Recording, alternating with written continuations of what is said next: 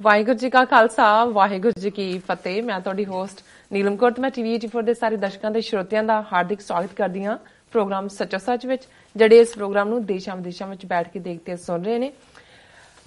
Programme ਸੱਚੋ ਸੱਚ ਦੇ ਰੋਇਰਵਾਨ doctor Amarjit Singh ji ਰੋਜ਼ਾਨਾ ਦੀ ਤਰ੍ਹਾਂ ਸਟੂਡੀਓ ਵਿੱਚ ਮੇਰੇ ਨਾਲ ਮੌਜੂਦ ਨੇ। ਆਓ ਉਹਨਾਂ ਨਾਲ ਮਿਲ ਕੇ ਅੱਜ ਦੇ ਅਹਿਮ ਇਸ਼ੂਜ਼ ਬਾਰੇ ਗੱਲਬਾਤ ਕਰਦੇ ਹਾਂ। ਜੀ ਡਾਕਟਰ ਸਾਹਿਬ, ਵਾਹਿਗੁਰੂ ਜੀ ਕਾ ਖਾਲਸਾ ਵਾਹਿਗੁਰੂ ਜੀ ਕੀ ਫਤਿਹ। ਜੀ ਡਾਕਟਰ ਸਾਹਿਬ, ਜੀ ਆਇਆਂ ਨੂੰ ਪ੍ਰੋਗਰਾਮ ਸੱਚੋ ਸੱਚ ਵਿੱਚ। ਬਹੁਤ ਮਿਹਰਬਾਨੀ ਜੀ ਡਾਕਟਰ ਸਾਹਿਬ, ਅੱਜ 31 ਮਈ 2017 17 ਜੇਠ ਨਾਨਕਸ਼ਾਹੀ ਸੰਮਤ 549 ਦਾ ਦਿਨ ਹੈ। ਤੇ ਡਾਕਟਰ ਸਾਹਿਬ, ਪ੍ਰੋਗਰਾਮ ਸ਼ੁਰੂ ਕਰਨ ਤੋਂ ਪਹਿਲਾਂ ਅਸੀਂ ਆਪਣੇ ਦਰਸ਼ਕਾਂ ਦੀ ਜਾਣਕਾਰੀ ਲਈ ਦੱਸ ਦਈਏ ਕਿ ਜੇ ਤੁਸੀਂ ਹੱਕ ਸੱਚ ਇਨਸਾਫ ਤੇ ਪੈਰਾ ਦਿੰਦਾ ਇੱਕੋ ਇੱਕ ਚੈਨਲ ਟੀਵੀ 84 ਨੂੰ ਦੇਖਣਾ ਚਾਹੁੰਦੇ ਹੋ ਤਾਂ ਤੁਸੀਂ ਦੇਖ ਸਕਦੇ ਹੋ RCN cable, Bell 5 cable in Canada, roku, Jadoo box, ਸ਼ਾਵਾ, ਫੇਸਬੁੱਕ, ਗਲੋਬਲ ਸੀਪੀਐਨ ਦੀ ਐਪ ਰਾਹੀਂ, ਟੀਵੀ 84 ਦੀ ਐਪ ਰਾਹੀਂ ਆਨਲਾਈਨ ਸਟ੍ਰੀਮਿੰਗ ਤੁਸੀਂ ਟੀਵੀ 84 ਨੂੰ ਦੇਖ ਸਕਦੇ ਹੋ। ਜੀ ਡਾਕਟਰ ਸਾਹਿਬ, ਪਹਿਲੇ ਇਸ਼ੂ ਬਾਰੇ ਤੁਹਾਡਾ ਤਬਸਰਾ ਜਾਨਣਾ ਚਾਹਾਂਗੇ, ਕੀ ਕਹਿਣਾ ਚਾਹੋਗੇ ਤੁਸੀਂ?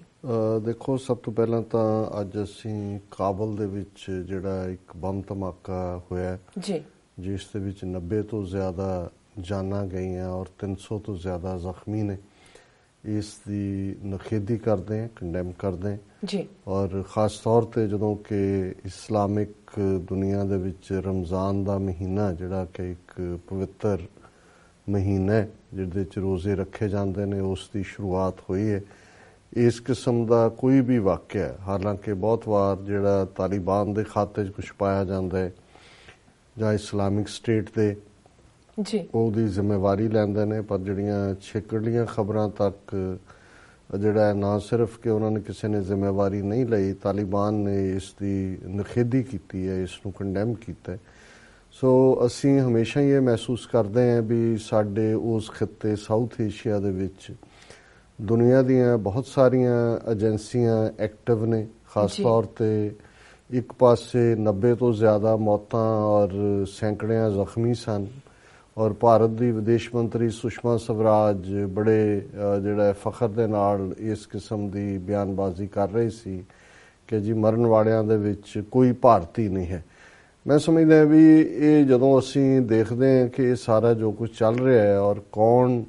ਕਿਹਦੇ ਹਿੱਤ ਕਿੱਥੇ ਜੁੜੇ ਹੋਏ ਨੇ, ਤਾਂ ਫਿਰ ਕਈ ਵਾਰ ਇਸ ਕਿਸਮ ਦੇ ਜਿਹੜੇ ਕਰੂਅਲ ਇਨਸੈਂਸਿਟਿਵ ਕਾਮੈਂਟ ਹੁੰਦੇ ਨੇ ਉਹ ਇਸ ਪਾਸੇ ਵੱਲ ਇਸ਼ਾਰਾ ਕਰਦੇ ਨੇ ਕਿ ਇਹ ਮਰਨ ਵਾਲਿਆਂ ਦਾ ਵੀ ਮਜ਼ਹਬ, ਉਹਨਾਂ ਦੀ ਨੈਸ਼ਨੈਲਿਟੀ ਜਾਂ ਹੋਰ ਚੀਜ਼ਾਂ ਦੇ ਨਾਲ ਜੋੜ ਕੇ ਤੁਸੀਂ ਇਨਸਾਨੀ ਜ਼ਿੰਦਗੀ ਨੂੰ ਜਿਹੜਾ ਹੈ ਉਹ ਬਿਲਕੁਲ ਜਿਲਤ ਸਮਝਦੇ ਹੋ ਜਾਂ ਉਸ ਦੀ ਬੇਹੁਰਮਤੀ ਕਰਦੇ ਹੋ। ਜੀ ਜੀ। ਸੋ ਅਸੀਂ ਇਹ ਸਮਝਦੇ ਹਾਂ ਵੀ ਕਿਸੇ ਵੀ ਮੁੱਦੇ ਦੇ ਉੱਤੇ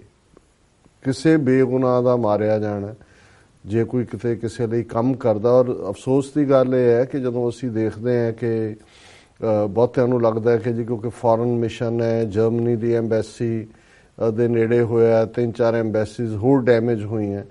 ਪਰ ਅਲਟੀਮੇਟਲੀ ਕੈਜੂਅਲਟੀ ਕੌਣ ਬਣਦਾ? ਔਰ ਮੈਂ ਜਦੋਂ ਅਫਗਾਨਾਂ ਵੱਲ ਦੇਖਦਾ, ਇੱਕ ਪਾਸੇ ਹਮੇਸ਼ਾ ਹੀ ਉਹਨਾਂ ਦੀ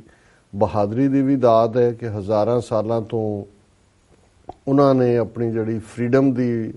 ਸੈਂਸ ਹੈ, ਫਰੀडम ਦੀ ਫੀਲਿੰਗ ਹੈ, ਜਿਹਨੂੰ ਫੀਅਰਸਲੀ ਇੰਡੀਪੈਂਡੈਂਟ ਚਰਚਲ ਨੇ ਵੀ ਕਿਤੇ ਕਿਹਾ, ਉਸ ਨੂੰ ਕਾਇਮ ਰੱਖਿਆ। ਦੂਸਰਾ ਅਸੀਂ ਦੇਖਦੇ ਹਾਂ ਵੀ ਇਹਨਾਂ ਲਗਭਗ 30-32 ਸਾਲਾਂ ਦੇ ਜਾਂ 35 ਸਾਲਾਂ ਦੇ ਪੀਰੀਅਡ, ਕਿਉਂਕਿ 1979 'ਚ ਸੋਵੀਅਤ ਯੂਨੀਅਨ ਨੇ ਅਫਗਾਨਿਸਤਾਨ ਤੇ ਧਾਵਾ ਬੋਲਿਆ ਸੀ ਔਰ 1999-90 ਤੱਕ ਜਦੋਂ ਤੱਕ ਇਹ ਬਿਲਕੁਲ ਜਿਹੜਾ ਸੋਵੀਅਤ ਯੂਨੀਅਨ 15 ਹਿੱਸਿਆਂ 'ਚ ਟੁੱਟ ਨਹੀਂ ਗਿਆ, 20-22 ਸਾਲ ਉਹਨਾਂ ਨੇ ਸੋਵੀਅਤਸ ਨੇ 1 ਮਿਲੀਅਨ ਦੇ ਕਰੀਬ ਅਫਗਾਨ ਮਾਰੇ, 2 ਮਿਲੀਅਨ ਦੇ ਕਰੀਬ ਕੋਈ ਐਂਪੂਟੇਟ ਹੋਏ, ਕੋਈ ਵੈਸੇ ਜਿਹੜੇ ਨੇ ਉਜੜੇ, ਲੱਖਾਂ ਜਿਹੜੇ ਨੇ ਦੁਨੀਆ ਭਰ 'ਚ ਉਜੜ ਕੇ ਰੈਫਿਊਜੀ ਪਨਾਹਗੀਰ ਬਣ ਕੇ ਗਏ। ਪਰ ਉਹਨਾਂ ਨੇ ਆਪਣੀ ਫੀਅਰਸਲੀ ਇੰਡੀਪੈਂਡੈਂਟ ਸੈਂਸ ਨੂੰ ਜਾਰੀ ਰੱਖਦਿਆਂ ਆਪਣੇ ਆਪ ਨੂੰ ਲਿਬਰੇਟ ਕਰਵਾਇਆ। ਫਿਰ ਮੰਦੇ ਭਾਗਾਂ ਨੂੰ ਜਿਹੜਾ ਹੈ ਉਹ 9/11 ਹੋ ਗਿਆ ਔਰ 9/11 ਕਰਨ ਵਾਲਿਆਂ ਦਾ ਰਾਫਤਾ ਜਾਂ ਉਹਨਾਂ ਦਾ ਟਿਕਾਣਾ ਉੱਥੇ ਹੀ ਸੀ। ਔਰ ਉਸ ਸਭ ਦਾ ਨਤੀਜਾ ਇਹ ਹੋਇਆ ਵੀ ਫਿਰ ਨੈਟੋ ਦੀਆਂ ਔਰ ਸਾਰੇ ਯੂਨਾਈਟਿਡ ਨੇਸ਼ਨ ਸਿਕਿਉਰਿਟੀ ਕੌਂਸਲ ਦੇ ਰੈਜ਼ੋਲੂਸ਼ਨ ਥੱਲੇ 25-30 ਦੇਸ਼ਾਂ ਦੀ ਫੌਜ, ਉਹ ਅਸੀਂ ਦੇਖਦੇ ਹਾਂ ਕਿ 9/11 ਤੋਂ ਬਾਅਦ ਹੁਣ 2017 ਆ ਗਿਆ, ਲਗਭਗ 16 ਸਾਲ, ਬੇਸ਼ੱਕ ਗਿਣਤੀ ਹੁਣ ਘਟ ਗਈ ਹੈ, ਲੇਕਿਨ ਇਸ ਸਾਰੇ ਪੀਰੀਅਡ 'ਚ ਹਰ ਕਿਸਮ ਦੀ ਵਾਰਫੇਅਰ ਜਿਹੜੀ ਹੈ, ਜਿਹਦੇ 'ਚ rosy cutter, daisy cutter, latest equipment, bombs, ਦੂਜੇ ਤੀਜੇ, ਪਿਛਲੇ ਦਿਨਾਂ 'ਚ ਵੀ ਡੋਨਲਡ ਟਰੰਪ ਐਡਮਿਨਿਸਟ੍ਰੇਸ਼ਨ ਨੇ ਕਿਹਾ ਕਿ ਸਭ ਤੋਂ ਵੱਡਾ ਬੰਬ ਅਸੀਂ ਸੁੱਟਿਆ ਫਲਾਣੀ ਥਾਂ ਤੇ ਇੰਨੇ ਮਰ ਗਏ, ਪਰ ਉਹਨਾਂ 'ਚ ਬਹੁਤ ਸਾਰੇ ਬੇਗੁਨਾਹ ਹੁੰਦੇ ਨੇ, ਜਦੋਂ ਕਿ ਔਰਤਾਂ, ਬੱਚੇ, ਬਜ਼ੁਰਗ, ਉਸ ਕਿਸਮ ਦਾ ਹੀ ਉਹਨਾਂ ਦਾ ਰਹਿਣ ਸਹਿਣ ਅਫਗਾਨਿਸਤਾਨ ਦੇ ਖਿਲਰੇ ਹੋਏ ਪਹਾੜਾਂ ਦੇ ਵਿੱਚ, ਜਾਂ ਦੂਜਾ ਕਈ ਵਾਰੀ ਤਾਂ ਠੀਕ ਡਾਟਾ ਵੀ ਨਹੀਂ ਕਲੈਕਟ ਹੁੰਦਾ ਕਿ ਕਿੰਨੇ ਲੋਕ ਮਾਰੇ ਗਏ। ਹੁਣ ਇਹ ਸਾਰੇ ਨੂੰ, ਔਰ ਹੁਣ ਜਦੋਂ ਕਿ ਇੱਕ ਪਾਸੇ ਓਬਾਮਾ ਐਡਮਿਨਿਸਟ੍ਰੇਸ਼ਨ ਨੇ ਐਲਾਨ ਕੀਤਾ ਸੀ ਵੀ ਅਫਗਾਨਿਸਤਾਨ ਚੋਂ ਨਿਕਲਣਗੇ, ਨੰਬਰ ਘਟਾਇਆ ਪਰ ਪ੍ਰੈਜ਼ੈਂਸ ਵੀ ਬਣੀ ਹੋਈ ਹੈ, ਔਰ ਹੁਣ ਭਾਰਤ ਦਾ ਖਾਸ ਤੌਰ ਦੇ ਉੱਤੇ ਉੱਥੇ ਇਸ ਕਿਸਮ ਦਾ ਜਿੰਨੇ ਕੁ ਅਫਗਾਨਿਸਤਾਨ ਦੇ ਜਿਹੜੇ ਨੇ ਈਰਾਨ ਦੇ ਨਾਲ ਜਾਂ ਪਾਕਿਸਤਾਨ ਦੇ ਨਾਲ ਲੱਗਦੇ ਖਿੱਤੇ ਨੇ, ਈਰਾਨ ਦੇ ਖਾਸ ਤੌਰ ਤੇ ਪਾਕਿਸਤਾਨ, ਉਹਦੇ 'ਚ ਭਾਰਤ ਨੇ ਆਪਣੇ ਕੌਂਸੂਲੇਟ ਖੋਲ੍ਹੇ ਹੋਏ ਨੇ, ਔਰ ਇਹਨਾਂ ਦਾ ਭਾਰਤ ਇਹ ਚਾਹੁੰਦਾ ਹੈ ਕਿ ਜੀ ਕੋਈ ਵੀ ਜਿਹੜਾ ਸਿਸਟਮ, ਜਦੋਂ ਕਿ ਹੁਣ ਇਹਨਾਂ ਨੇ ਵਿਦਡਰਾ ਕਰਨਾ ਹੈ ਜਾਂ ਕਾਫੀ ਹੱਦ ਤੱਕ ਆਲਰੇਡੀ ਬਹੁਤ ਜ਼ਿਆਦਾ ਜਿਹੜੀ ਟੈਰੀਟਰੀ ਹੈ ਉਹ ਤਾਲਿਬਾਨ ਨੇ ਆਕੂਪਾਈ ਕੀਤੀ ਹੋਈ ਹੈ, ਤੇ ਭਾਰਤ ਇਹ ਚਾਹੁੰਦਾ, ਜਿਹਨੂੰ ਅੰਗਰੇਜ਼ੀ 'ਚ ਕਹਿੰਦੇ ਨੇ ਫਿੰਗਰ ਇਨ ਦਾ ਪਾਈ, ਕਿ ਵੀ ਸਾਡਾ ਇਹਦੇ 'ਚ ਸ਼ੇਅਰ ਰੱਖੋ, ਔਰ ਕੋਈ ਵੀ ਜਿਹੜੀ ਗੱਲ ਹੈ ਅਫਗਾਨਿਸਤਾਨ 'ਚ ਸਾਡੀ ਮਰਜ਼ੀ ਬਿਨਾਂ ਨਾ ਹੋਏ। ਸੋ ਹੁਣ ਕੁੱਲ ਮਿਲਾ ਕੇ ਜ਼ਾਹਰ ਹੈ ਕਿ ਭਾਰਤ ਦੀਆਂ ਏਜੰਸੀਆਂ ਵੀ ਉੱਥੇ ਪੂਰੀ ਤਰ੍ਹਾਂ ਐਕਟਿਵ ਨੇ, ਅਮਰੀਕਾ ਹੋਏ, ਇਜ਼ਰਾਈਲ ਹੋਏ, ਈਵਨ ਚਾਈਨਾ, ਕਿਉਂਕਿ ਚਾਈਨਾ ਦਾ ਵੀ ਫੀਅਰ ਹੈ, ਸਿੰਗਕਿਆਂਗ ਜਿਹੜਾ ਉਹਨਾਂ ਦਾ ਬਾਰਡਰ ਹੈ ਇਸ ਖਿੱਤੇ ਦੇ ਨਾਲ ਲੱਗਦਾ ਹੈ, ਜਿਹੜਾ ਹੁਣ ਕੋਰਾਕਰਮ ਰੋਡ ਬਣ ਰਹੀ ਹੈ ਚਾਈਨਾ ਪਾਕਿਸਤਾਨ ਇਕਨੋਮਿਕਲ ਕੋਰੀਡੋਰ, ਸੋ ਉਹਨਾਂ ਦੀਆਂ ਵੀ ਏਜੰਸੀਆਂ ਉੱਥੇ ਨੇ। ਸੋ ਕੁੱਲ ਮਿਲਾ ਕੇ ਮੈਂ ਇਹ ਦੇਖਦਾ ਹਾਂ ਕਿ ਵੀ ਅਫਗਾਨਿਸਤਾਨ, ਕਿਉਂਕਿ ਸਾਡਾ ਕੰਸਰਨ ਇਸ ਲਈ ਹੈ ਸਿੱਖ ਹੋਮਲੈਂਡ ਦੇ ਭਵਿੱਖ ਬਾਰੇ, ਜਦੋਂ ਅਸੀਂ ਦੇਖਦੇ ਹਾਂ ਦਰਿਆਏ ਜਮਨਾ ਤੋਂ ਵਾਘਾ ਤੱਕ ਸਾਡੀ ਸੱਭਿਅਤਾ ਦਾ ਕ੍ਰੇਡਲ ਤਾਂ ਹੈ ਹੀ ਹੈ ਤਹਿਜ਼ੀਬ ਦਾ, ਨਾਲ ਅਸੀਂ ਪਾਕਿਸਤਾਨੀ ਪੰਜਾਬ, ਔਰ ਫਿਰ ਉਹਨਾਂ ਦੇ ਨਾਲ ਲੱਗਦਾ ਖੈਬਰ ਪਖਤੂਨਵਾ, ਨਾਲ ਹੀ ਕਾਬਲ ਹੈ। ਹੁਣ ਜਦੋਂ ਤੁਸੀਂ ਇਸ ਸਾਰੇ ਨੂੰ ਦੇਖਦੇ ਹੋ, ਕਿਉਂਕਿ ਜੇ ਅਸੀਂ ਆਪਣੇ ਖਿੱਤੇ ਦੀ ਸਿਚੁਏਸ਼ਨ ਨੂੰ ਵੀ ਦੇਖੀਏ ਤੇ ਹਜ਼ਾਰਾਂ ਸਾਲਾਂ ਤੋਂ ਪੰਜਾਬ ਦੇ ਵਿੱਚ ਜੋ ਵੀ ਡਿਸਾਈਡ ਹੁੰਦਾ ਰਿਹਾ, ਰਾਊਟ ਵੀ ਇਹ ਸੀ ਦਰਾ ਖੈਬਰ ਦਾ, ਆਉਣ ਵਾਲੇ ਵੀ ਇਹੀ ਸੀ। ਅਫਗਾਨਾਂ ਨੇ ਲਗਭਗ 300 ਸਾਲ ਤੋਂ ਜ਼ਿਆਦਾ ਹਕੂਮਤ ਵੀ ਕੀਤੀ ਹੈ, ਮੁਹੰਮਦ ਗੌਰੀ ਦੇ ਨਾਲ ਉਹਨਾਂ ਨੇ ਰਾਜ ਭਾਗ ਐਸਟੈਬਲਿਸ਼ ਕੀਤਾ, ਔਰ ਜਿਹੜਾ ਅਬਦਾਲੀ ਦੇ ਨਾਲ ਕਿੰਨੀ ਵਾਰ 17 ਵਾਰੀ ਅਬਦਾਲੀ ਆਇਆ, ਔਰ ਬਾਬਰ ਨੇ ਫਾਈਨਲੀ ਉਹਨੂੰ ਜਿਹੜਾ ਹੈ ਆਪਣਾ ਮੁਗਲ ਰਾਜ ਕਾਇਮ ਕੀਤਾ ਸੀ। ਸੋ ਲਗਭਗ, ਔਰ ਉਸ ਤੋਂ ਵੀ ਪਹਿਲਾਂ ਮਹਿਮੂਦ ਗਜ਼ਨਵੀ ਔਰ ਦੂਸਰੇ ਜਿਹੜੇ ਨੇ ਅਫਗਾਨਿਸਤਾਨ ਨਾਲ ਹੀ ਸੰਬੰਧਿਤ ਸੀ। ਸੋ ਜੇ ਅਫਗਾਨਿਸਤਾਨ ਸਟੇਬਲ ਨਹੀਂ ਹੁੰਦਾ ਜਾਂ ਉੱਥੇ ਲੋੜ ਤੋਂ ਵੱਧ ਇੰਟਰਫੀਅਰੈਂਸ ਇਹਨਾਂ ਏਜੰਸੀਆਂ ਦੀ ਰਹੇਗੀ, ਤੇ ਜੋ ਵੀ ਉੱਥੇ ਹੋਏਗਾ ਉਹ ਸਪਿਲ ਓਵਰ ਅਲਟੀਮੇਟਲੀ ਪਾਕਿਸਤਾਨ ਦੇ ਵਿੱਚ, ਔਰ ਜ਼ਾਹਰ ਹੈ ਪਾਕਿਸਤਾਨ ਇਸ ਲਈ ਫਿਕਰਮੰਦ ਵੀ ਹੈ, ਔਰ ਉਹਨਾਂ ਦਾ ਇੰਟਰਸਟ ਵੀ ਹੈ ਕਿ ਅਫਗਾਨਿਸਤਾਨ 'ਚ ਜਿਹੜੀ ਰਜੀਮ ਚੇਂਜ ਹੁੰਦੀ ਹੈ ਉਹ ਅਲਟੀਮੇਟਲੀ ਪਾਕਿਸਤਾਨ ਨੂੰ ਇਫੈਕਟ ਕਰਦੀ ਹੈ, ਤੇ ਜੇ ਪਾਕਿਸਤਾਨ ਇਫੈਕਟ ਹੁੰਦਾ ਹੈ, ਪਾਕਿਸਤਾਨ ਦਾ ਵੱਡਾ ਹਿੱਸਾ ਆਬਾਦੀ ਵਾਈਜ਼ 60-65% ਪੰਜਾਬ ਹੈ ਉਹਨਾਂ ਦਾ, ਤਾਂ ਉਹ ਫਿਰ ਸਾਡੇ ਪੰਜਾਬ ਨੂੰ ਵੀ ਪ੍ਰਭਾਵਿਤ ਕਰਦੀ ਹੈ। ਸੋ ਅਸੀਂ ਇਸ ਗੱਲ ਬਾਰੇ ਫਿਕਰਮੰਦ ਹੈ ਕਿ ਉੱਥੇ ਕੋਈ ਸਟੇਬਿਲਿਟੀ ਲਿਆਉਣ ਦੀ ਥਾਂ ਤੇ ਇਹ ਜਿਹੜਾ ਕਿਸ ਏਜੰਸੀ ਦਾ, ਕਿਉਂਕਿ ਜੇ ਤਾਲਿਬਾਨ ਔਰ ਇਸਲਾਮਿਕ ਸਟੇਟ ਨੇ ਇਸ ਤੋਂ ਜਿਹੜਾ ਉਹ ਕਿਨਾਰਾ ਕੀਤਾ ਤਾਂ ਜ਼ਾਹਰ ਹੈ ਵੀ ਕਿਸੇ ਨੇ ਤਾਂ ਇਹ ਕੰਮ ਕੀਤਾ, ਔਰ ਇਸ ਲੈਵਲ ਦਾ ਉੱਤੇ ਜਿਹੜਾ ਕੋਈ ਧਮਾਕਿਆ, ਕੋਈ ਇਕੱਲੇ ਕਾਰੇ ਦਾ ਕੋਈ ਆਤਮਘਾਤੀ ਬੰਬ ਵਾਲੀ ਗੱਲ ਨਹੀਂ ਹੈ। ਸੋ ਅਸੀਂ ਇਸ ਸਾਰੇ ਦੀ ਨੂੰ ਫਿਰ ਇੱਕ ਵਾਰ ਕੰਡੈਮ ਕਰਦੇ, ਔਰ ਜਿਹੜੇ ਮਾਸੂਮ ਮਾਰੇ ਗਏ ਉਹਨਾਂ ਦੇ ਲਈ ਸਾਡੀ ਦਿਲੀ ਹਮਦਰਦੀ ਹੈ, ਜਿਹੜੇ ਜ਼ਖਮੀ ਨੇ ਉਹਨਾਂ ਦੀ ਸਪੀਡੀ ਰਿਕਵਰੀ, ਉਹਨਾਂ ਦਾ ਦੇ ਸਿਹਤਯਾਬ ਹੋਣ ਦੀ ਜਿਹੜੀ ਅਰਦਾਸ ਵੀ ਕਰਦੇ। ਇੱਕ ਪਾਸੇ ਤਾਂ ਇਹ ਚੱਲ ਰਿਹਾ। ਹੁਣ ਅਸੀਂ ਜੇ ਕੁੱਲ ਮਿਲਾ ਕੇ, ਮੈਨੂੰ ਕਈ ਵਾਰ ਮੇਰਾ ਜੀ ਕਰਦਾ ਕਿ ਕੋਈ ਹੋਰ ਟੌਪਿਕ ਉਹਨਾਂ ਨੂੰ ਅਸੀਂ ਪਿਕ ਕਰੀਏ, ਕੋਈ ਗੱਲ ਕਰੀਏ, ਪਰ ਜਦੋਂ ਤੁਸੀਂ ਪੋਲੀਟੀਕਲ ਡੈਲੀਬਰੇਸ਼ਨ ਕਰਨੀ ਹੈ ਜਾਂ ਉਸ ਖਿੱਤੇ ਵੱਲ ਦੇਖਣਾ ਹੈ, ਉੱਠਦਿਆਂ ਸਵੇਰੇ ਅਫਗਾਨਿਸਤਾਨ ਦੀ ਇਹ ਖਬਰ ਸੀ, ਜਦੋਂ ਤੁਸੀਂ ਫਿਰ ਦਿਨ ਵੇਲੇ ਹੋਰ ਅਨਫੋਲਡ ਹੁੰਦੀਆਂ ਖਬਰਾਂ, ਸ਼ਾਮ ਤੱਕ ਜਦੋਂ ਸਾਰਾ ਮੀਡੀਆ ਬੋਲਦਾ ਤੇ ਲੈ ਦੇ ਕਿ 1 ਬਿਲੀਅਨ 300 ਮਿਲੀਅਨ ਦੇ ਮੁਲਕ 'ਚ ਕੀ ਚੱਲ ਰਿਹਾ ਹੈ, ਉਹਨਾਂ ਦੀਆਂ ਅਦਾਲਤਾਂ, ਹੁਣ ਜੇ ਤੁਸੀਂ ਮੀਡੀਆ ਬੰਦ ਵੀ ਕਰ ਦਿਓ, ਅਦਾਲਤ ਦਾ ਕੋਈ ਨਾ ਕੋਈ ਫਰਮਾਨ ਤੁਹਾਨੂੰ ਪੜ੍ਹਨ ਨੂੰ ਮਿਲ ਜਾਂਦਾ ਹੈ, ਉਹ ਤੁਸੀਂ ਬੰਦ ਕਰਦੇ ਹੋ, ਕਿਸੇ ਇੰਟੈਲੈਕਚੁਅਲ ਦਾ ਰਾਈਟ ਅਪ ਹੁੰਦਾ ਜਿਹੜੇ ਸਫਰ ਕਰ ਰਹੇ ਨੇ ਵੀ ਕੀ ਹੋ ਰਿਹਾ, ਫਿਰ ਕਿਸੇ ਦਲਿਤ ਦੀ ਕਹਾਣੀ, ਕਿਸੇ ਮੁਸਲਮਾਨ ਦੀ ਕਹਾਣੀ, ਆਪਣੀ ਕੌਮ ਦੇ ਨਾਲ ਸਾਡੀ ਤਾਂ ਅਕਾਲੀ ਲੀਡਰਸ਼ਿਪ ਨੇ ਮੂੰਹ 'ਚ ਘੂਣੀਆਂ ਪਾ ਲਈਆਂ, ਉਹਨਾਂ ਨੇ ਤਾਂ ਮੰਨ ਹੀ ਲਿਆ ਕਿ ਅਸੀਂ ਸੈਕੰਡ ਕਲਾਸ ਸਿਟੀਜ਼ਨ ਹੈ। ਇਸ ਲਈ ਜਿਹੜੀ ਸਿੱਖ ਆਵਾਜ਼ ਸਭ ਤੋਂ ਬੁਲੰਦ ਹੋਣੀ ਚਾਹੀਦੀ ਸੀ ਜਾਂ ਹੋਣੀ ਚਾਹੀਦੀ ਹੈ ਇਸ ਸਾਰੇ ਧੱਕੇ ਦੇ ਖਿਲਾਫ, ਉਹ ਆਲਮੋਸਟ ਬਾਰਿੰਗ ਕੋਈ 1-2 ਦੇ ਕੋਈ ਸਟੇਟਮੈਂਟ ਇੰਡੀਵਿਜੂਅਲ ਲੈਵਲ ਤੇ ਸ਼੍ਰੋਮਣੀ ਅਕਾਲੀ ਦਲ ਅੰਮ੍ਰਿਤਸਰ ਦੇ ਜਾਂ ਦਲ ਖਾਲਸਾ ਦੇ ਲੈਵਲ ਤੇ ਆ ਜਾਏ, ਪਰ ਮੁੱਖ ਧਾਰਾ ਪਾਰਟੀ ਜਿਹੜੀ ਅੱਜ ਵੀ ਬਾਦਲ ਦਲ ਦੇ ਕੋਲ ਸ਼੍ਰੋਮਣੀ ਕਮੇਟੀ ਹੈ ਔਰ ਦੂਸਰਾ ਉਹਨਾਂ ਨੇ ਮੂੰਹ 'ਚ ਘੁੰਗਣੀਆਂ ਪਾਈਆਂ ਹੋਈਆਂ ਨੇ ਜੀ। ਹੁਣ ਕਿਵੇਂ ਅਦਾਲਤਾਂ, ਜਦੋਂ ਅਸੀਂ ਇਹ ਰਿਪੀਟਡਲੀ ਕਹਿੰਦੇ ਰਹੇ ਔਰ ਜਾਂ ਸਾਨੂੰ ਗੁਰਬਾਣੀ ਯਾਦ ਕਰਵਾਉਂਦੀ ਹੈ ਕਿ ਜਿਸ ਹੀ ਕੀ ਸਰਕਾਰ ਤਿਸ ਹੀ ਕਾ ਸਭ ਕੋਈ, ਕਿ ਜਿਹਦੀ ਹਕੂਮਤ ਹੁੰਦੀ ਹੈ, ਜਿਨ੍ਹਾਂ ਦੇ ਕੋਲ ਪੋਲੀਟੀਕਲ ਪਾਵਰ ਹੁੰਦੀ ਹੈ, ਸਾਰਾ ਕੁਝ ਹੀ ਉਹਨਾਂ ਦਾ ਚੱਲਦਾ ਹੈ। ਉਹਨਾਂ ਦੀ ਤਹਿਜ਼ੀਬ ਹੁੰਦੀ ਹੈ, ਉਹਨਾਂ ਦੀ ਲੈਂਗੁਏਜ, ਉਹਨਾਂ ਦਾ ਫੂਡ, ਉਹਨਾਂ ਦਾ ਰਹਿਣ ਸਹਿਣ ਤੇ ਉਹਨਾਂ ਦੀ ਧੌਂਸ ਜੀ ਜੀ ਅਦਾਲਤਾਂ। ਔਰ ਜਦੋਂ ਇਹ ਕਿਹਾ ਜਾਂਦਾ ਨਹੀਂ ਜੀ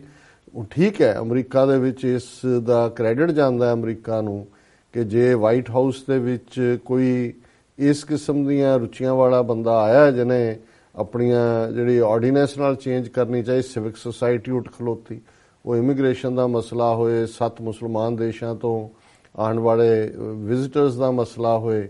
ਉਹ ਸਾਰੇ ਦੇ ਉੱਤੇ ਮੀਡੀਆ ਨੇ ਵੀ ਸਟੈਂਡ ਲਿਆ, ਸਿਵਲ ਸੁਸਾਇਟੀ ਵੀ ਖਲੋਤੀ, ਅਦਾਲਤਾਂ ਨੇ ਵੀ ਸਟੇ ਦਿੱਤਾ ਔਰ ਇਵੈਂਚੁਅਲੀ ਈਵਨ ਉਹਨਾਂ ਦੇ ਆਪਣੇ ਐਡਮਿਨਿਸਟ੍ਰੇਸ਼ਨ 'ਚ ਹੀ FBI ਲੈਵਲ ਔਰ ਭਾਵੇਂ ਉਹਨੂੰ ਫਾਇਰ ਕਰਤਾ, ਪਰ ਉਹਨੇ ਜੋ ਵੀ ਕਿਹਾ ਔਰ ਅੱਜ ਵੀ ਹਾਲਤ ਹੁਣ ਇਹ ਨੇ ਕਿ ਅੱਜ ਡੋਨਲਡ ਟਰੰਪ ਦਾ ਸੀ ਕਿ ਜੀ ਮੇਰਾ ਨਿੱਜੀ ਫੋਨ ਨੰਬਰ ਹੈ, ਜਿਹਨੇ ਮੈਨੂੰ ਕਾਲ ਕਰਨਾ ਹੈ ਸਿੱਧਾ ਹੀ ਕਰ ਲਓ। ਹੁਣ ਇਸ ਲੈਵਲ ਤੱਕ ਇਹ ਕਿੱਥੇ ਨੂੰ ਜਾ ਰਹੀ ਹੈ। ਪਰ ਇਹ ਸਾਰੀ ਜਿਹੜੀ ਜੋ ਕੁਝ ਉਹ ਚਾਹੁੰਦਾ ਸੀ ਟਰੰਪ ਜਾਂ ਉਹਦੀ ਸੋਚ ਵਾਲੇ ਲੋਕ, ਉਹ ਨਹੀਂ ਚੱਲਿਆ ਕਿਉਂਕਿ ਇਹ ਇੱਕ ਰਿਸਪੌਂਸਿਬਲ ਡੈਮੋਕ੍ਰੇਸੀ ਹੈ, ਰਿਸਪੌਂਸਿਬਲ ਸਿਵਿਕ ਸੁਸਾਇਟੀ ਹੈ, ਰਿਸਪੌਂਸਿਬਲ ਮੀਡੀਆ ਹੈ ਔਰ ਜੁਡੀਸ਼ਰੀ ਜਿਹੜੀ ਕਿ ਇਸ ਕਿਸਮ ਦੇ ਕਿਸੇ ਵੀ ਅਨਜਸਟ ਆਰਡਰ ਨੂੰ ਨਹੀਂ ਮੰਨਦੀ। ਹੁਣ ਇਸ ਦੇ ਉਲਟ ਉੱਥੇ ਕੀ ਚੱਲ ਰਿਹਾ, ਜਦੋਂ ਦਾ ਪਿਛਲੇ 3 ਸਾਲ ਤੋਂ 2014 ਚ ਮੋਦੀ ਸਰਕਾਰ ਪਾਵਰ 'ਚ ਆਈ ਹੈ, ਜੁਡੀਸ਼ਰੀ ਜਿਹੜੀ ਹੈ ਉਹ ਜਿਵੇਂ ਐਮਰਜੈਂਸੀ ਵੇਲੇ ਕਹਿੰਦੇ ਨੇ ਕਿ ਵੀ ਮੀਡੀਆ ਵਾਜ਼ ਆਸਕਡ ਟੂ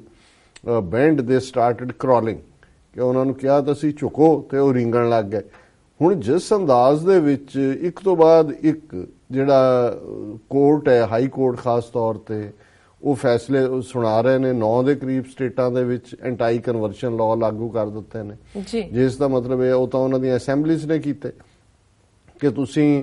ਜੇ ਸਿੱਖ ਬਣਨਾ ਚਾਹੋ, ਮੁਸਲਮਾਨ ਹੋਣਾ ਚਾਹੋ, ਈਸਾਈ ਹੋਣਾ ਚਾਹੋ, ਹਿੰਦੂ ਤੋਂ ਤੁਹਾਨੂੰ ਪਰਮਿਸ਼ਨ ਲੈਣੀ ਪੈਂਦੀ ਹੈ, ਬੁੱਧਿਸਟ ਬਣਨਾ ਚਾਹੋ, ਪਰ ਜੇ ਕੋਈ ਹਿੰਦੂ ਬਣਦਾ ਤਾਂ ਉਹਦੇ ਲਈ ਕੋਈ ਨਹੀਂ ਕਿ ਉਹ ਤਾਂ ਘਰ ਵਾਪਸੀ ਹੈ, ਉਹ ਤਾਂ ਉਹਨਾਂ ਦਾ ਓਰੀਜਨ। ਇਸੇ ਤਰ੍ਹਾਂ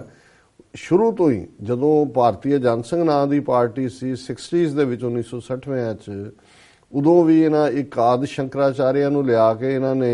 ਮਰਨ ਵਰਤੋਂ ਦਾ ਰਖਾਇਆ ਸੀ ਕਿ ਗਊ ਹੱਤਿਆ ਤੇ ਪਾਬੰਦੀ ਲਾਓ ਜੀ। ਇੰਦਰਾ ਗਾਂਧੀ ਨੇ ਨਵਾਂ ਪਾਵਰ ਲਈ ਸੀ, ਲਾਲ ਬਹਾਦਰ ਸ਼ਾਸਤਰੀ ਦੀ ਮੌਤ ਹੋਈ 1966 ਔਰ ਉਹਦੇ ਲਈ ਜਿਹੜਾ ਪਹਿਲਾ ਚੈਲੰਜ ਸੀ ਉਹ ਇਹ ਸੀ ਕਿ ਧਾਰਮਿਕ ਭਾਵਨਾਵਾਂ ਇਹਨਾਂ ਨੇ ਭੜਕਾਈਆਂ ਔਰ ਲੇਕਿਨ ਇਸ ਸਭ ਦੇ ਬਾਵਜੂਦ ਇਹਨਾਂ ਨੇ ਢਿੱਲ ਲਾ ਲਿਆ ਔਰ ਉਸ ਵੇਲੇ ਸੁਸਾਇਟੀ ਦੇ ਵਿੱਚ ਪ੍ਰੋਪਰ ਡਿਬੇਟ ਵੀ ਹੁੰਦੀ ਸੀ। ਜਗਜੀਵਨ ਰਾਮ ਜਿਹੜੇ ਕਿ ਦਲਿਤ ਲੀਡਰ ਸਨ, ਉਸ ਵੇਲੇ ਸੀਨੀਅਰ ਮਿਨਿਸਟਰ ਸੀ ਇੰਦਰਾ ਗਾਂਧੀ ਦੀ ਕੈਬਨਿਟ 'ਚ,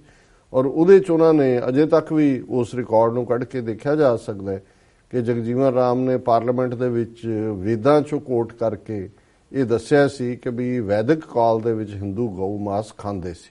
ਔਰ ਖਾਂਦਾ ਹੀ ਨਹੀਂ ਸੀ, ਰਾਦਰੇ ਨੂੰ ਪਵਿੱਤਰ ਮਾਸ ਮੰਨਿਆ ਜਾਂਦਾ ਸੀ ਖਾਣ ਦੇ ਲਈ।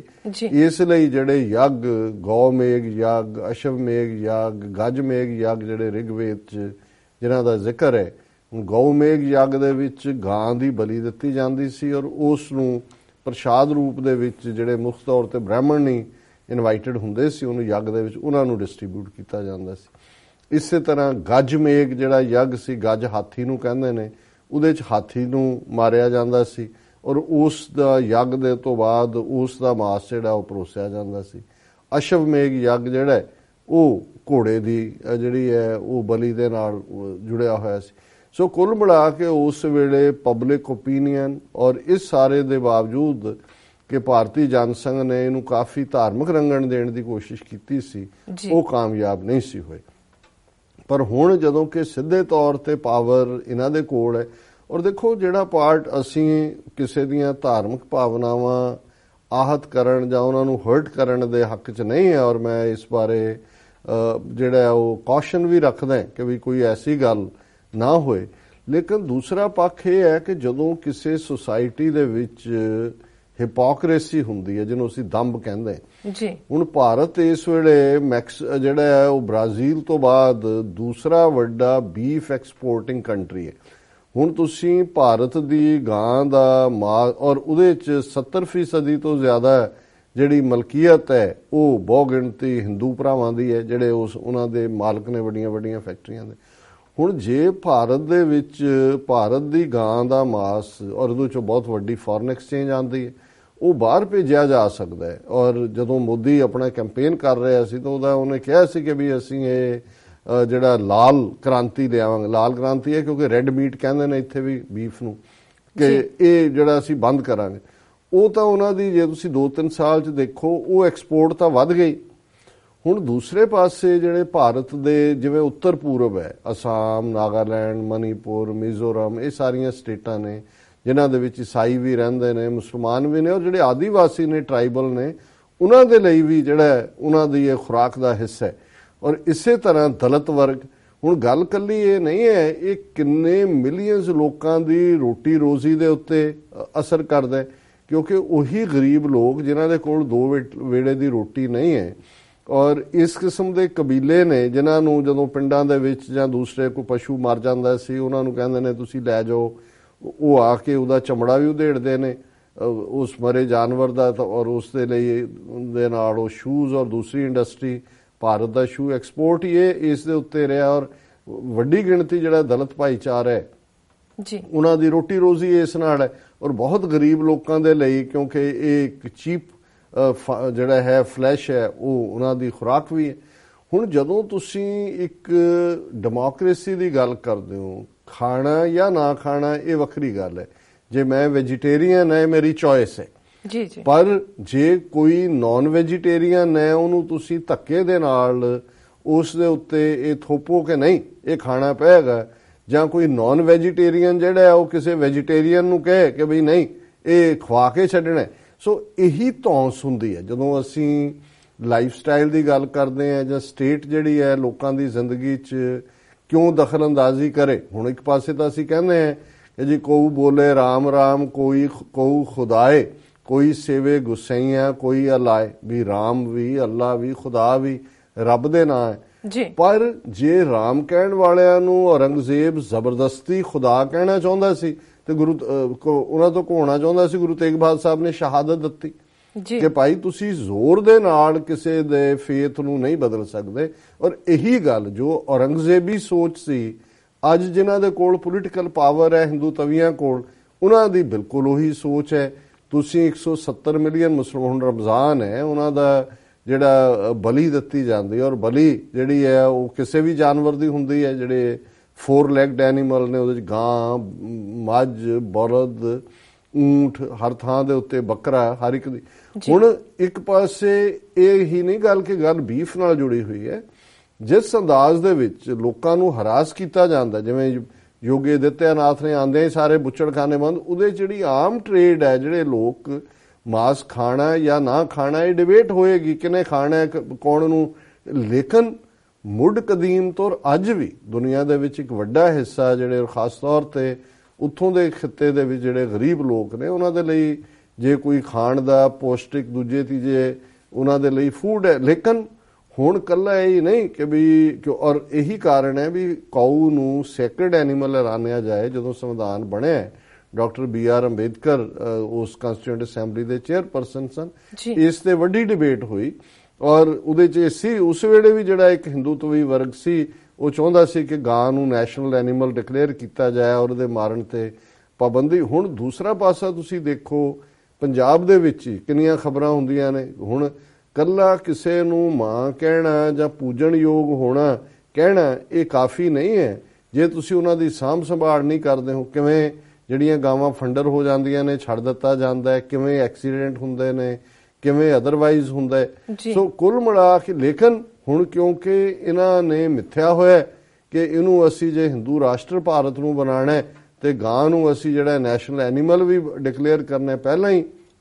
ਜਿਹੜੇ BJP ਦੇ ਰਾਜ ਵਾਲੀਆਂ ਕੁਝ ਸਟੇਟਾਂ ਨੇ, ਝਾਰਖੰਡ ਹੈ, ਗੁਜਰਾਤ ਹੈ, ਗਊ ਦੇ ਮਰਡਰ ਦਾ, ਗਊ ਦੇ ਮਾਰੇ ਜਾਣ ਦੇ ਉੱਤੇ 10 ਸਾਲ ਦੀ ਸਜ਼ਾ ਹੈ। ਔਰ ਬੰਦੇ ਤੁਸੀਂ ਮਾਰ ਦਿਓ। 2002 'ਚ ਮੋਦੀ ਨੇ ਹਜ਼ਾਰਾਂ ਮੁਸਲਮਾਨ ਮਾਰੇ ਨੇ, ਰਾਜੀਵ ਗਾਂਧੀ ਨੇ ਹਜ਼ਾਰਾਂ ਸਿੱਖ ਮਾਰੇ ਨੇ ਨਵੰਬਰ 84 'ਚ, ਉਹਨਾਂ ਦਾ ਕੋਈ ਨਹੀਂ ਹੈ। ਪਰ ਦੂਸਰੇ ਪਾਸੇ ਕਿਵੇਂ ਇਹਨਾਂ ਦੇ ਵਿਜੀਲਾਂਟੇ ਗਰੁੱਪ ਲੋਕਾਂ ਨੂੰ ਕੁੱਟ-ਕੁੱਟ ਕੇ ਮਾਰ ਰਹੇ ਨੇ, ਔਰ ਅਦਰਵਾਈਜ਼ ਇਹਨਾਂ ਦਾ ਕੀ ਚੱਲ ਰਿਹਾ। ਔਰ ਜਿਹੜੀ ਖਬਰ ਕਰਕੇ ਮੈਂ ਇੰਨਾ ਲੰਬਾ ਚੌੜਾ ਜਿਹੜਾ ਉਹ ਸਾਰਾ ਵਿਉਰਾ ਦਿੱਤਾ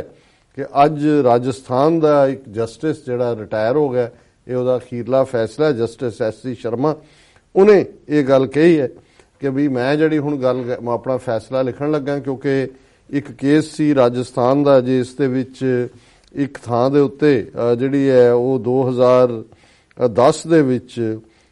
ਪੂਨਮ ਚੰਦ ਭੰਡਾਰੀ ਨਾਂ ਦੇ ਇੱਕ ਬੰਦੇ ਨੇ ਪਬਲਿਕ ਇੰਟਰਸਟ ਲਿਟੀਗੇਸ਼ਨ ਕੀਤੀ ਹਿੰਗੋਨੀਆ ਗਊਸ਼ਾਲਾ ਕਿ ਵੀ ਇੱਥੇ ਬੜੀ ਇਰੈਗੂਲੈਰਿਟੀ ਹੈ, ਬਹੁਤ ਸਾਰੀਆਂ ਗਾਵਾਂ ਮਰ ਗਈਆਂ ਨੇ ਔਰ ਇਹ ਇਸ ਦੇ ਉੱਤੇ ਅਦਾਲਤ ਕਾਰਵਾਈ ਕਰੇ। ਸੋ ਇਸ ਦੇ ਉੱਤੇ ਫੈਸਲਾ ਸੁਣਾਉਂਦੇ ਆ ਜਿਹੜਾ ਉਹਦਾ ਅਖੀਰਲਾ ਫੈਸਲਾ ਜਸਟਿਸ ਸ਼ਰਮਾ ਦਾ ਜੀ, ਉਹਨੇ ਕਿਹਾ ਕਿ ਜੀ ਜਿਹੜੀ ਇਹ ਬਹਿਸ ਇਸ ਵੇਲੇ ਦੇਸ਼ ਚੱਲ ਰਹੀ ਹੈ ਗਾਂ ਦੇ ਉੱਤੇ ਪੋਲੀਟੀਕਲ ਹੈ, ਪਰ ਮੈਂ ਜਿਹੜਾ ਹੁਣ ਆਰਡਰ ਦੇਣ ਲੱਗਾ ਇਹ ਮੇਰਾ ਕਾਨੂੰਨੀ ਆਰਡਰ ਹੈ ਔਰ ਇਹਦੇ 'ਚ ਫਰਕ ਹੁੰਦਾ ਹੈ। ਮੈਂ ਜਿਹੜਾ ਫੈਸਲਾ ਸੁਣਾ ਰਿਹਾ ਮੇਰੀ ਆਤਮਾ ਦੀਆਂ ਭਾਵਨਾਵਾਂ ਤੇ ਆਧਾਰਿਤ ਹੈ ਔਰ ਇਹ ਦੇਸ਼ ਦੇ तमाम ਹਿੰਦੂਆਂ ਦੀਆਂ ਧਾਰਮਿਕ ਭਾਵਨਾਵਾਂ ਤੇ ਆਧਾਰਿਤ ਹੈ ਔਰ ਉਹਦੇ 'ਚ ਉਹਨਾਂ ਨੇ ਕਿਹਾ ਕਿ ਵੀ ਸੈਂਟਰ ਸਰਕਾਰ ਨੂੰ ਕਿ ਗਾਂ ਨੂੰ ਜਿਹੜਾ ਉਹ ਨੈਸ਼ਨਲ ਐਨੀਮਲ ਡਿਕਲੇਅਰ ਕੀਤਾ ਜਾਏ, ਰਾਸ਼ਟਰੀ ਪਸ਼ੂ। ਔਰ ਨਾਲ ਹੀ ਉਹਨਾਂ ਨੇ ਕਿਹਾ ਕਿ ਵੀ ਇਹਦੇ 'ਚ ਇਹ ਵੀ ਹੋਏ ਵੀ ਜਿਹੜਾ ਗਊ ਵੱਧ ਕਰੇਗਾ ਉਹਨੂੰ ਉਮਰ ਕੈਦ ਦੀ ਸਜ਼ਾ ਦਿੱਤੀ ਜਾਏ। ਔਰ ਉਹਨਾਂ ਨੇ ਅੱਗੇ ਆਪਣੇ ਫੈਸਲੇ ਦੇ ਵਿੱਚ ਜਸਟਿਸ ਸ਼ਰਮਾ ਨੇ ਲਿਖਿਆ ਗਾਂ ਹਿੰਦੂਆਂ ਦੀ ਮਾਤਾ ਹੈ, ਭਗਵਾਨ ਕ੍ਰਿਸ਼ਨ ਨੇ ਵੀ ਹਮੇਸ਼ਾ ਗਾਂ ਨੂੰ ਅਹਿਮੀਅਤ ਦਿੱਤੀ। ਉੱਤਰਾਖੰਡ ਹਾਈ ਕੋਰਟ ਨੇ ਵੀ ਕਿਹਾ ਕਿ ਗੰਗਾ ਤੇ ਜਮਨਾ ਹੁਣ ਜੀਵਤ ਪ੍ਰਾਣੀ ਨੇ ਤੇ ਮੇਰੇ ਲਈ ਵੀ ਇਹ ਆਦੇਸ਼ ਉਸ ਤਰ੍ਹਾਂ ਦਾ ਹੀ ਹੈ। ਸੋ ਜ਼ਾਹਰ ਹੈ ਕਿ ਵੀ ਉਹਨਾਂ ਦੇ ਆਪਣਾ ਧਾਰਮਿਕ ਵਿਸ਼ਵਾਸ ਹੋਏਗਾ, ਪਰ ਜਦੋਂ ਤੁਸੀਂ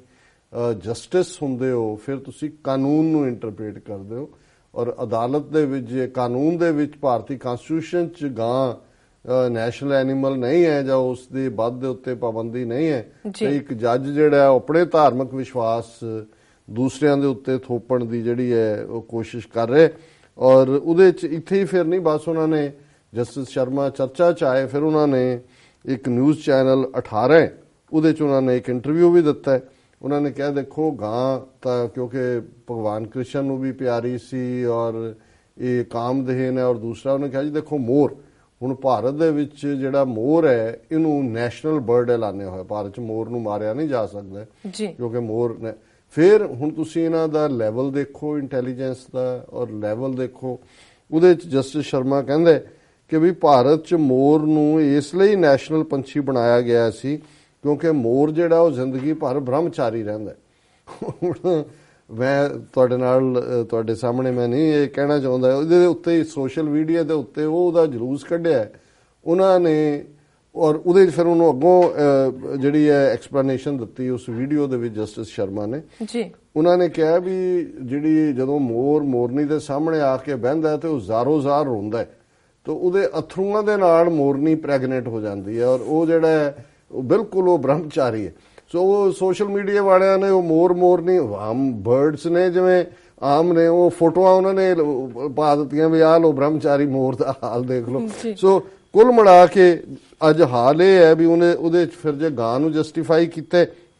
ਉਹਨਾਂ ਨੇ ਕਿਹਾ ਜੀ तमाम ਵੇਦ ਤੇ ਧਾਰਮਿਕ ਗ੍ਰੰਥ ਜਿਹੜੇ ਨੇ ਉਹ ਗਾਂ ਦੇ ਦੁੱਧ 'ਚ ਇਹ ਕਹਿੰਦੇ ਨੇ ਹਰ ਤਰ੍ਹਾਂ ਦੀਆਂ ਬਿਮਾਰੀਆਂ ਖਤਮ ਹੁੰਦੀਆਂ, ਧਾਰਮਿਕਤਾ ਵੱਧਦੀ ਹੈ ਵੱਧਦੀ ਹੈ ਤੇ ਤਾਂਤਰਿਕਵਾਦ ਲਈ ਵੀ ਕਹਿੰਦਾ ਗਾਂ ਦਾ ਦੁੱਧ ਜਿਹੜਾ ਹੈ ਉਹ ਬਹੁਤ ਕੰਮ ਆਉਂਦਾ ਹੈ। ਔਰ ਹੁਣ ਇਸ ਤੋਂ ਪਹਿਲਾਂ ਹੀ ਜਿਹੜਾ ਐਨਵਾਇਰਨਮੈਂਟ ਮਿਨਿਸਟਰੀ ਨੇ ਭਾਰਤ ਦੀ ਨੇ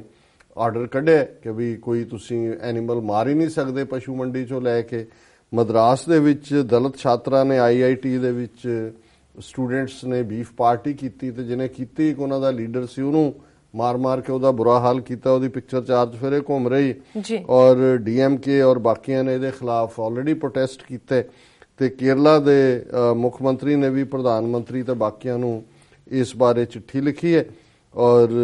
ਮਦਰਾਸ ਹਾਈ ਕੋਰਟ ਨੇ ਜਿਹੜਾ ਐਨਵਾਇਰਨਮੈਂਟ ਮਿਨਿਸਟਰੀ ਦਾ ਆਰਡਰ ਹੈ ਉਸ ਦੇ ਉੱਤੇ ਰੋਕ ਲਾਈ ਹੈ। ਹੁਣ ਇਸ ਸਾਰੀ ਡਿਬੇਟ 'ਚ ਇਹ ਜਿਹੜਾ ਹਾਈ ਕੋਰਟ ਨੇ ਇਹ ਕਿਹਾ BJP ਦੀ ਨਾਲ ਸਟੇਟਮੈਂਟ ਆ ਗਈ BJP hopeful of cow protection law